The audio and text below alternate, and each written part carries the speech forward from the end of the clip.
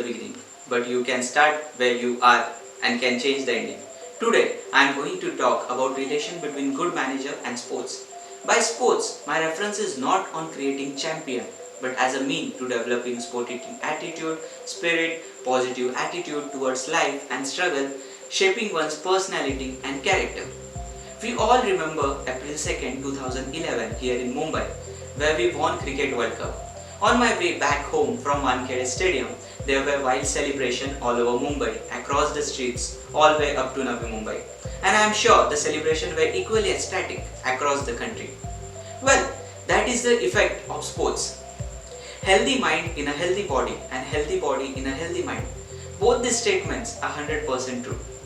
Sports is a learning experience. Of all who take up sports, only one may eventually become a champion, but definitely all will be a winners.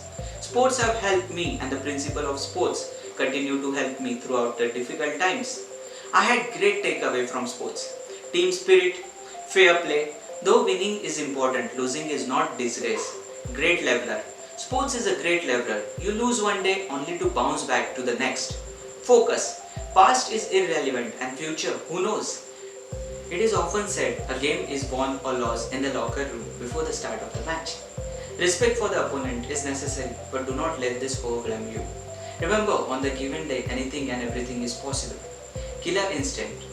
Killer instinct is necessary all the time within the framework of fair play. The slightest slackness shown by you will allow your opponent to claw back, and the outcome of the game may be easily reversed. Never give up attitude. No match is won till the last ball is bought. Let me tell you one story when I was working with a leading edtech giant. We used to have various sports activities organized by our bosses. I used to wonder why the hell we are wasting so much time. Let's get the work done and run away. But after getting into the shoe of MBA grad, I realized how important it is to have such qualities. The best boss I ever had. That's the phrase most of us have said or heard at some point. But what does it mean? What set the great boss apart from the average boss?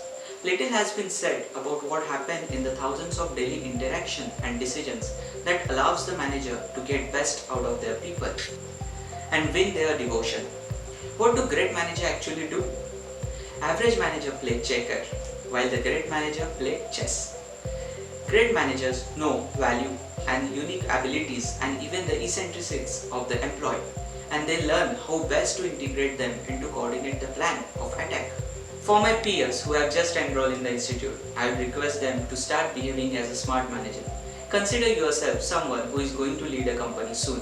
All the sports traits which we discuss are going to be applicable throughout your life. Now the question is how you can be a good manager. MBA journey is something that is going to give you a gist of the corporate life. Before deep diving into it, let me tell you what can be your possible takeaway from here. Team composed of very different individuals and that can work surprisingly well. Learning team spirit, leadership skill, never give up attitude, etc. As a part of a curriculum here, we get the opportunity to team up with the people coming from different education background, work experience, etc. The unlikely combination will turn out to be one of the best part of your B-School experience.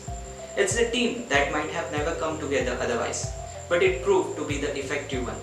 Over the 2 years, you will delegate the task based on your strength, provide informal feedback to one another, and bound over last-minute assignments, submissions, campus gossips. B-School is a time to explore things you have always wanted to try. Planning ahead of time, process, and results is something you are going to look after. These 2 years at B-School will be a unique time to explore career path that you may have pondered in the past but never seriously pursued. While you will participate in campus recruitment for typical MBA type of jobs, you will also spend a significant amount of time on random ideas during class time. This range from consolidating creative business ideas, rolling up to fast casual food franchisee, and the list continues. Many of these ideas eventually fizzled, but the experience of thinking, planning, validating concepts with others will be valuable. Take a time to travel. It's worth it. Observation and analysis is something you have a major takeaway out of this. I never used to travel much when I worked because of the difficulty in getting the time off, finding friends who had same vacation schedule. B-School present both the opportunity and flexibility for me. Travel more, whether it was a pack of other students or even with the family or a non-MBA friends. The privilege of being in the new environment allows you to look both outward and inward. You learn more about the world and also more about yourself.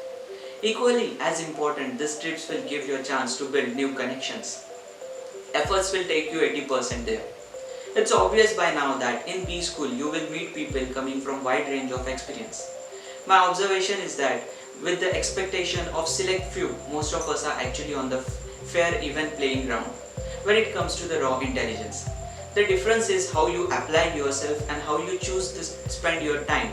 In some way, this reaffirms the cliche that attitude is more important than aptitude. Be authentic to who you are. One of my seniors once stated, making a conscious decision to live his life in a way that is meaningful to him rather than succumbing to what the environment may expect. He walked away inspired. The message seems to be obvious, but the truth is that in this group heavily environment like B school, there are many temptations to behave counter to your instincts. While comfort and growth certainly do not coexist, hold on what really matters to you. Centering your life choices to your core values is a critical to satisfaction with life. To share a piece of a wisdom, our authenticity is our destiny and the truth is non-negotiable. Before ending, I would like to sow something in your mind. Just give a thought about it.